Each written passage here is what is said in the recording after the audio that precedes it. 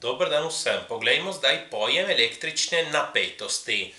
Torej, napetost bomo gledali med dvema točkama v električnem polju. Zdaj, kot prvo gledamo delo, ki ga opravi električna sila, potem bomo šli naprej. Torej, imamo tukaj, zato da so bolj enostavni računi, zdaj pogledamo eno homogeno električno polje, torej, ki ima enako vrednost jakost električnega polja povsod, in vse silnice so vzporedne. Imamo te dve točke, imamo naboj, ki ga električna sila pripelje z točke 1 v točko 2.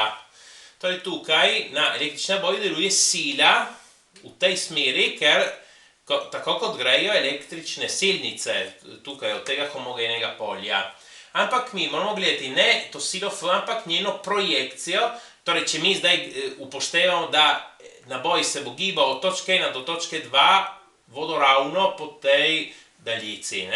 Torej, gledamo projekcijo od sile na to premico. Zakaj? Ker delo je prav komponenta sile v smeri premika krat premik.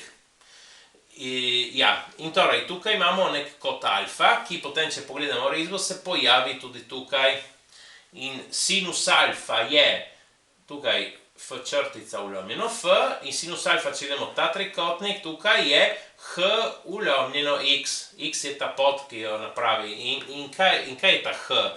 Je tukaj nekako med navednicami višinska razlika med dvema točkama. Torej, če gledamo v smeri silnic, bi bila nekako razdalja med točko 1 in točko 2, če gledamo v smeri silnic.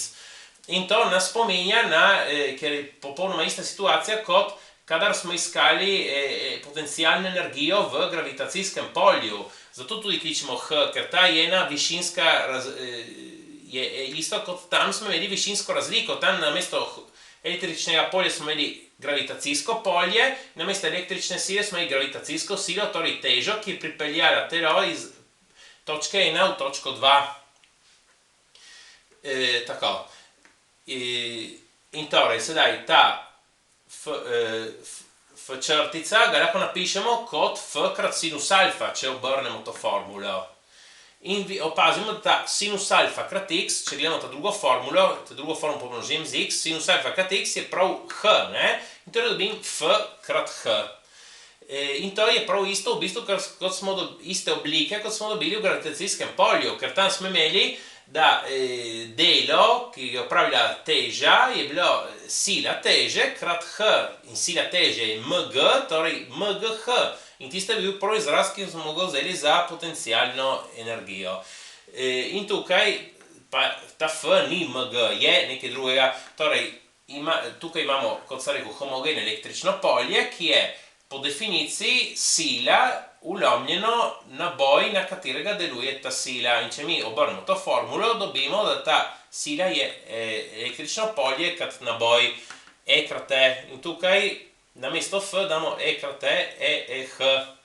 Torej smo dobili to delo v tem primeru. Sedaj, nasplošno definiramo napetost med dvema točkama kot delo, ki ga opravi električnega sila, da pripelje naboj iz točke 1 v točko 2 ulomljeno vrednost tega naboja. Bi lahko tudi rekli, da napetost nam pove, koliko dela opravi električna sila za vsako enoto naboja. In to merimo v merski enoti Joule na Coulomb. In torej, sedaj v tem primeru homogene električnega polja smo dobili, da to delo je EH. In torej damo tukaj formulo, E se poenostavi, in torej dobimo, da napetost je jakost električnega polja krat ta H, ta razdalja v smeri silnic. In to, če obrnemo, dobimo en drugi izraz za električno polje. Torej, električno polje med dvema točkama je napetost med tistima dvema točkama ulomljeno razdalje med dvema točkama. In dobimo tako tudi novo mersko enoto za električno polje. Dobimo kot volt na meter. In iz definicije smo že znali, da električno polje ima mersko enoto Newton na Coulomb, in torej dobimo, da volt ulomljeno meter je isto kot Newton ulomljeno Coulomb. Sedaj še to. Torej sem rekel, da je v bistvu isto, kot smo imeli v gravitacijskem polju. Torej, tukaj mi smo šli po tej poti, zato da smo zračunali delo. Če bi šli po tej poti, tukaj bi imeli silo F krat H.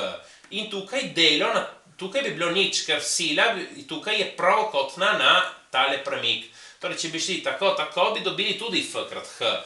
V resnici se lahko dokaže, da tudi če bi šli po katerikoli ukrivljeni poti iz točke 1 v točko 2, bi zmeri dobili isto vrednost za delo. In to se izrazi s tem, da električno polje je konservativno. Pomeni prav to, da delo električne sile je zmeraj iz ene v drugo točko, je neodvisno od oblike poti, odvisno samo od začetne in končne točke. In isto je veljalo, ko smo obravnavali gravitacijsko silo, za gravitacijsko polje. Tudi gravitacijsko polje je konservativno. Torej, tudi tam, če smo šli iz točke 1 v točko 2, delo tam gravitacijske sile, torej teže, je bilo odvisno samo od začetne in končne točke, ne pa od oblike poti, ki jo zberemo, zato da pridemo iz začetne v končno točko. Tako, prosim, všečkajte in vpišite se. Hvala.